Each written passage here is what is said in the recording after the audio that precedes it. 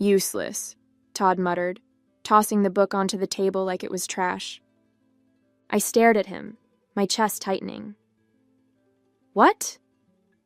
This, he said, gesturing dismissively at the handmade scrapbook I'd spent weeks creating. This is the best you could come up with? A pile of pictures and sentimental garbage? You're ridiculous, Lydia. My hands clenched in my lap, but I forced myself to stay calm. I thought you'd appreciate something meaningful. It's a collection of memories, everything we've been through together. He rolled his eyes. What we've been through? Please. I'm tired of all this overly emotional crap. You could have gotten me something useful, but instead, you waste time on this nonsense. It's embarrassing.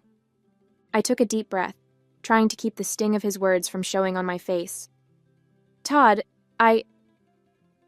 No, he interrupted, standing up and running a hand through his hair. You don't get it, do you? This isn't working anymore. You're not working anymore. I need someone who can actually add value to my life, not drag me down with this pathetic attempt to be thoughtful. My stomach twisted. What are you saying?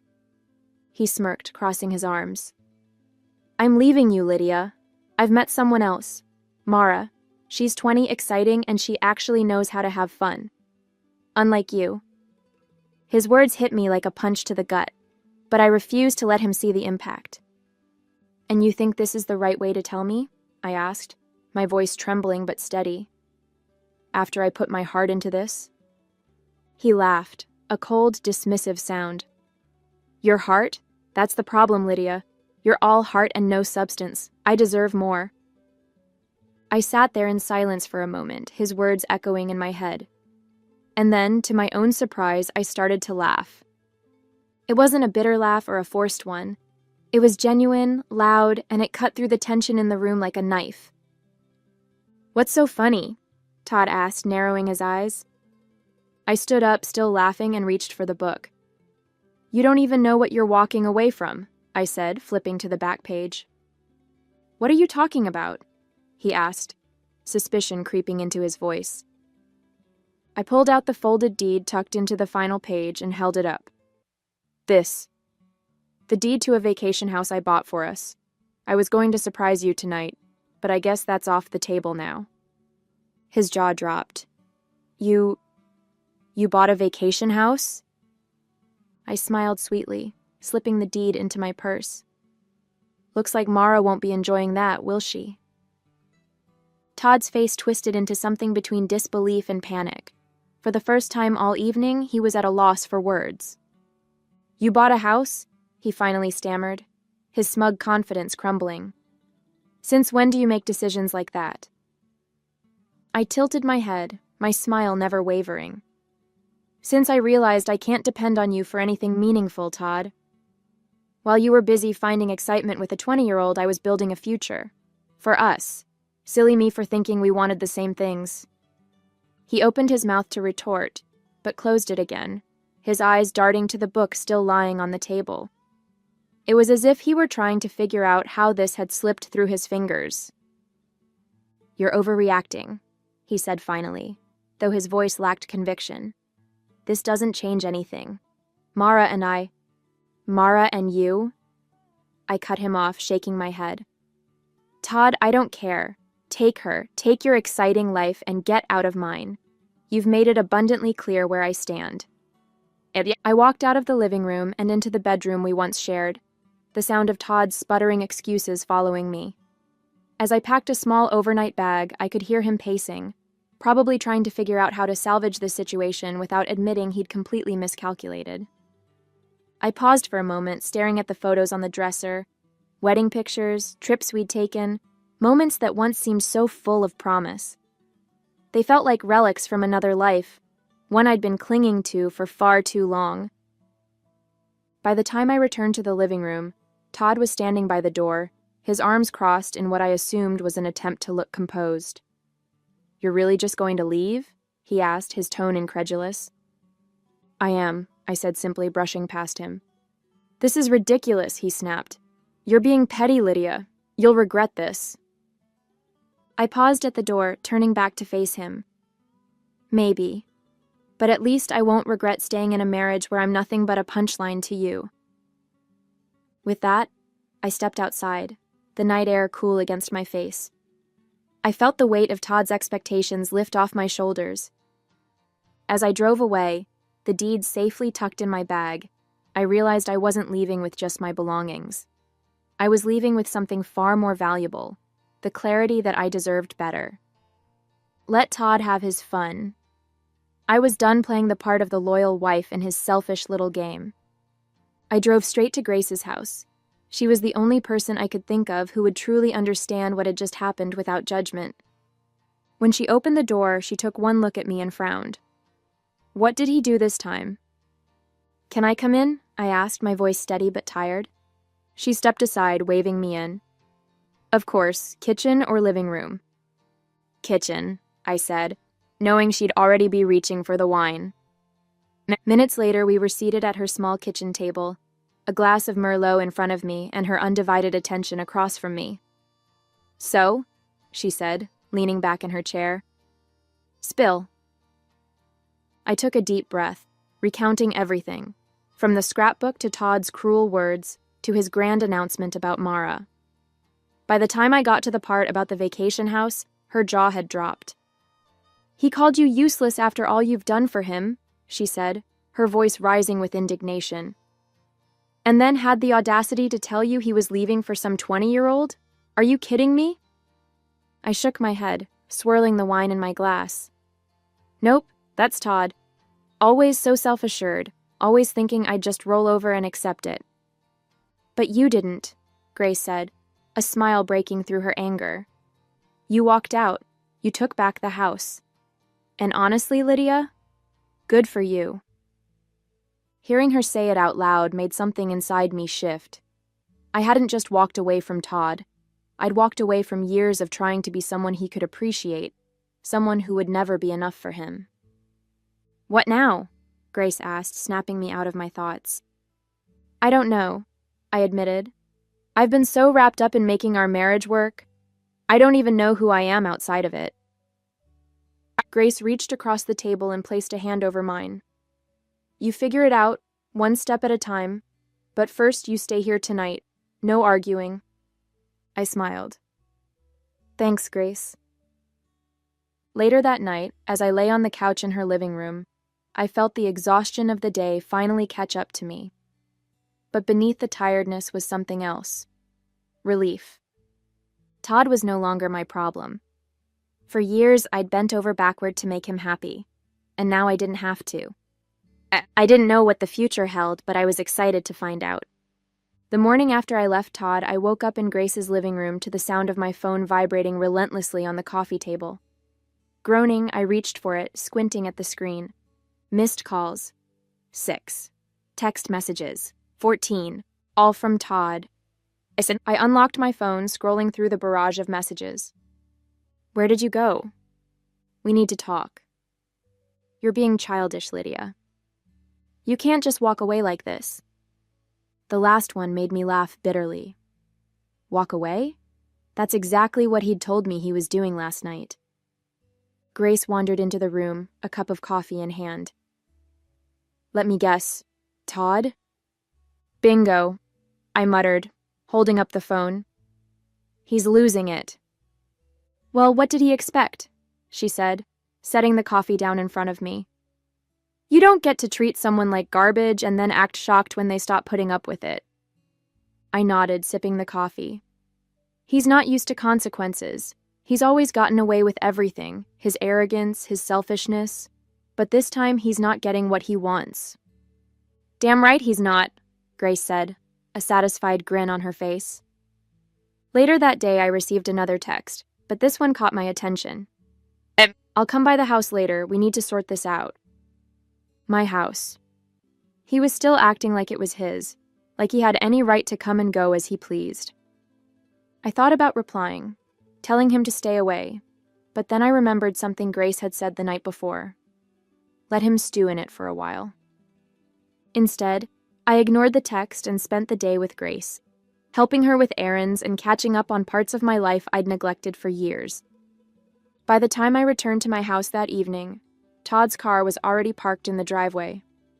I parked on the street, taking a deep breath before walking up to the door. He was pacing in the living room when I walked in, his expression a mix of anger and desperation. "You finally decided to show up," he said, his voice sharp. "I live here," I replied calmly, setting my purse down on the counter. "What are you doing here?" "We need to talk," he said, his tone softening. "This has gotten out of hand." I folded my arms, leaning against the counter. "What's gotten out of hand, Todd? The fact that I finally stood up for myself? Or the fact that you're realizing Mara isn't the prize you thought she was?" His jaw tightened, and for a moment, I thought he might explode. But instead, he sat down on the couch, running a hand through his hair. "Look, I made a mistake, okay? I wasn't thinking clearly. But we can fix this." I shook my head, a bitter laugh escaping my lips. "Fix this? Todd, this isn't a broken vase. This is years of you taking me for granted, dismissing everything I do, and expecting me to keep smiling through it." "Lydia," he started, but I cut him off. "No," I said firmly. "You don't get to decide when we fix things. You made your choice. Now, you can live with it." I grabbed my bag and walked upstairs, leaving him sitting there in stunned silence. The day after Todd's tantrum, I packed his things, left them neatly by the front door, and changed the locks. When he came back that evening, looking smug as ever, I met him on the porch with a firm expression and a folder in hand. "What's this?" he asked, glancing down at the papers I held. "Your things," I said, gesturing to the suitcase by the door. "And this is the contact information for the lawyer I hired this morning. You'll be hearing from her soon." His jaw tightened, but he still couldn't resist one last dig. "You're being ridiculous, Lydia. You can't handle life without me." I smiled faintly. "We'll see about that. Now get off my porch." He stared at me, his confidence finally faltering before grabbing his suitcase and stalking off. Over the next 2 weeks, Todd's absence felt like a breath of fresh air. The house was quieter, cleaner, but it felt like a home instead of a battlefield. I stayed busy, throwing myself into work, reconnecting with friends, and leaning on Grace for emotional support. She was thrilled to see me finally standing up for myself. "Good riddance," she'd said when I told her I'd kicked Todd out. "He was a leech, Lydia. You're better off without him." I knew she was right, but there were moments, quiet ones, usually late at night, when doubt crept in. Had I really done the right thing? What if I ended up regretting it? Those thoughts didn't last long, though, especially not after I got the call from Todd. "Lydia," he said, his voice tight with frustration, "we need to talk." I sighed, already tired of the conversation before it began. "What do you want, Todd?"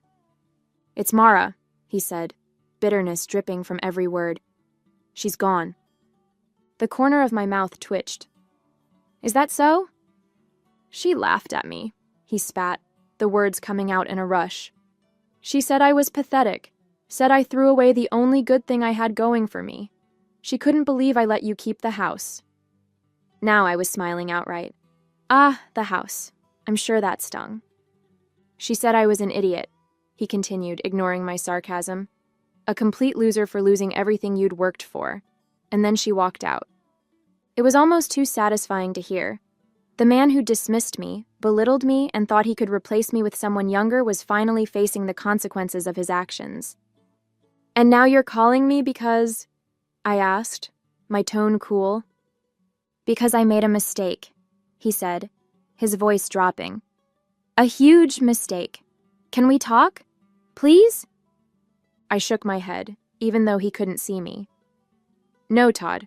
We have nothing to talk about. You made your bed. Now you can lie in it." Before he could respond, I hung up, letting the silence settle around me like a warm blanket. That night, as I sat on the couch with a cup of tea, I felt a deep sense of relief. Todd's life was unraveling, but for the first time, it wasn't my problem. I had my life back, and I wasn't looking back. The divorce process moved faster than I'd anticipated. My lawyer helped me organize my finances, document everything, and ensure that I'd be protected. Now, as I sat in her office reviewing the finalized paperwork, I felt a strange mix of emotions: relief, closure, and a lingering twinge of disbelief that this chapter of my life was finally ending. "Everything looks solid," my lawyer said, flipping through the pages. "Todd doesn't have much leverage here, especially since he hasn't contested anything. Frankly, I think he knows he's not in a position to fight you." I nodded, a small smile tugging at my lips. "I think he's finally realized I'm not the pushover he thought I was." She chuckled. "I'd say you've made that very clear." As I left her office that afternoon, a weight I hadn't realized I was carrying seemed to lift. The paperwork was filed, my finances were secure, and Todd was officially out of my life, on paper and in reality.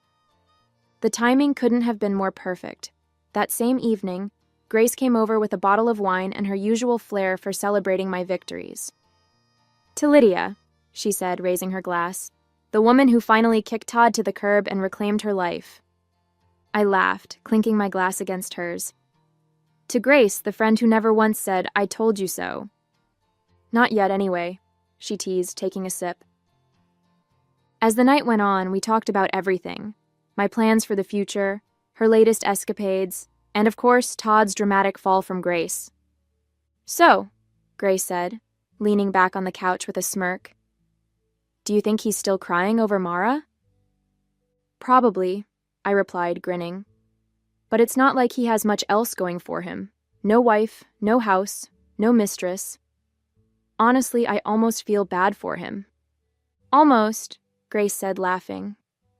That night, after Grace left, I sat alone in the quiet of my home, reflecting on everything that had happened. The old me, the one who bent over backward to keep Todd happy, who worried endlessly about his approval, felt like a distant memory. This new version of myself, the one who could laugh at his downfall and find joy in reclaiming my life, was here to stay. Todd had underestimated me, but I hadn't. I felt like I was exactly where I was meant to be. The weeks after the divorce were a whirlwind of change, but the chaos felt like mine to control. Without Todd's shadow looming over every decision, I found myself rediscovering the pieces of me that had been buried under years of his criticism and demands. It wasn't just about rebuilding, it was about thriving. One of the first things I did was visit the vacation house. For so long, it had been this abstract symbol of hope, a promise of something better for our future. But now, it was mine, completely untethered from Todd or his arrogance.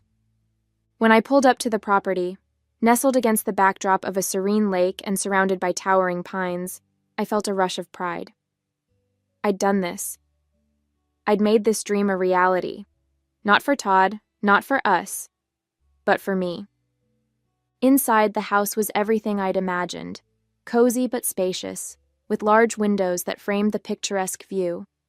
I spent the weekend there alone, unpacking boxes, arranging furniture, and savoring the peace that came with knowing I no longer had to share it with someone who didn't value me.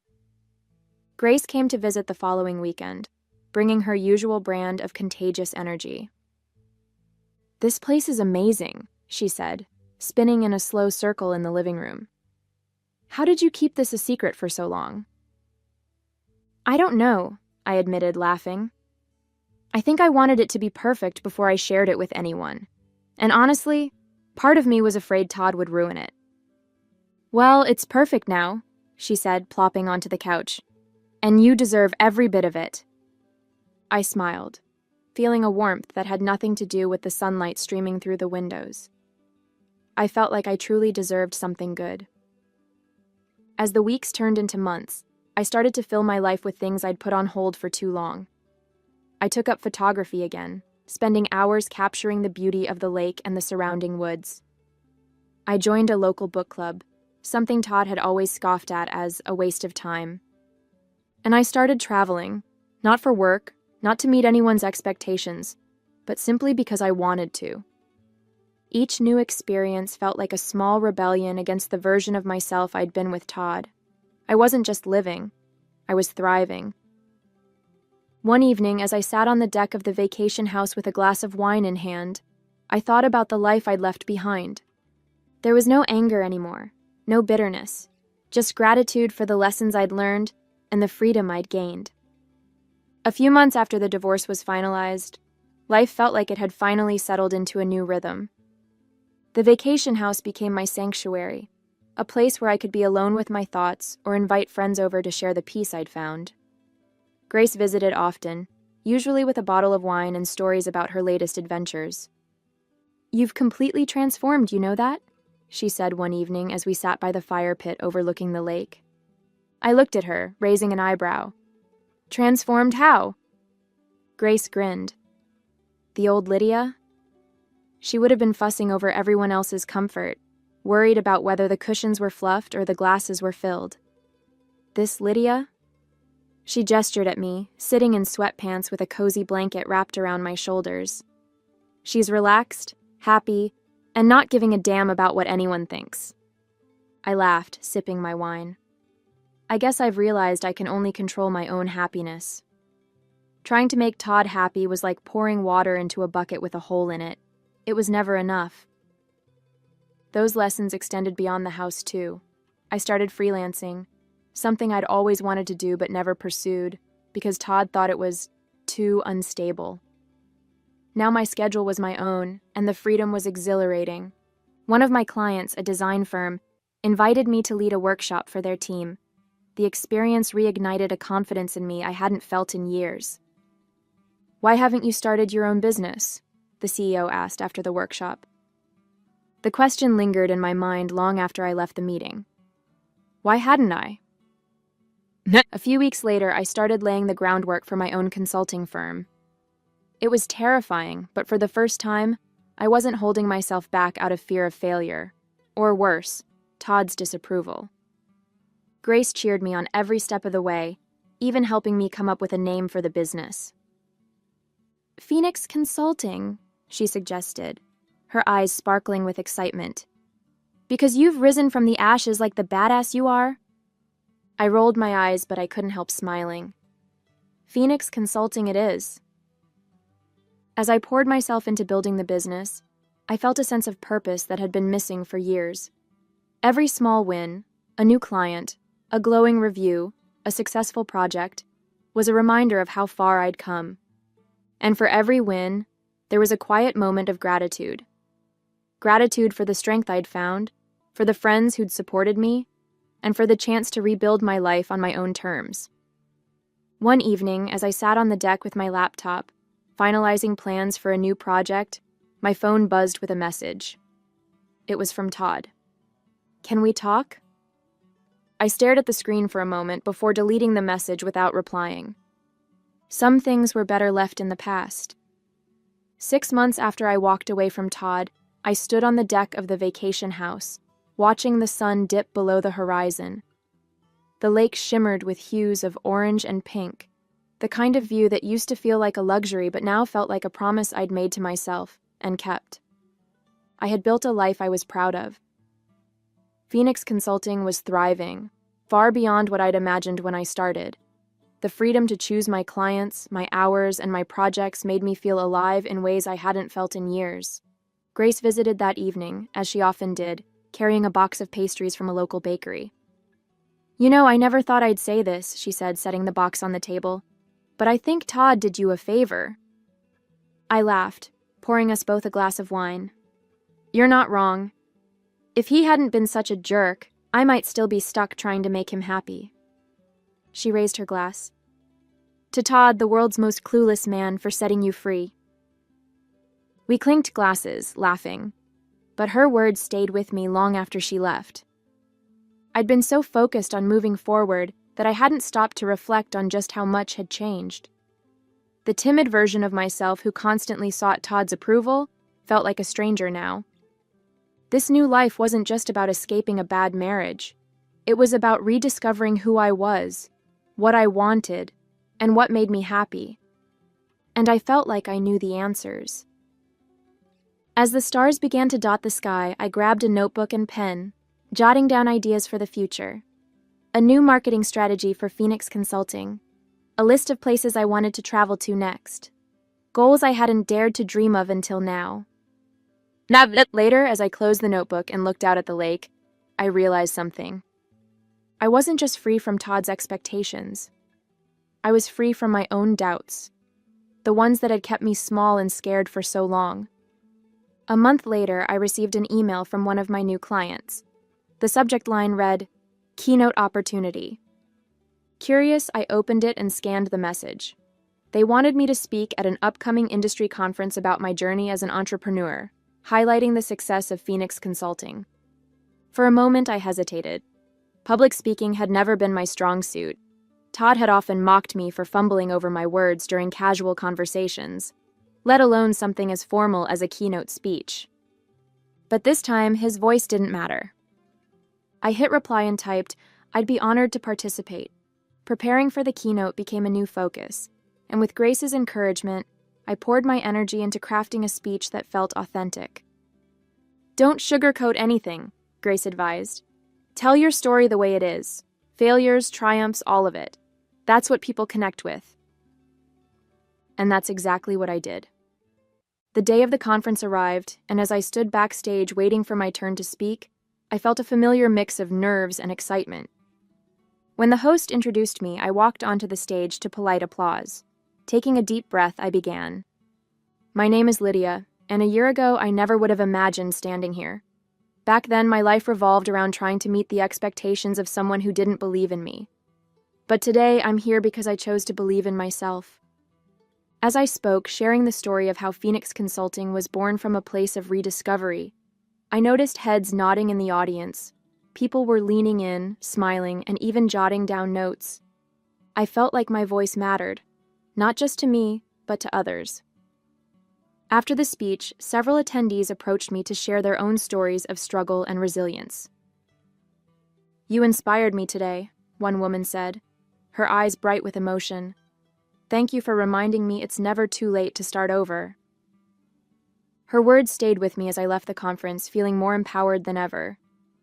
That evening, as I sat on the deck of the vacation house, I thought about everything that had led me here. The heartbreak, the betrayal, the doubts. It had all been part of the journey. Todd was a distant memory now, his texts and calls long ignored. Mara had been right. He was a loser. But I didn't need validation from her, him, or anyone else.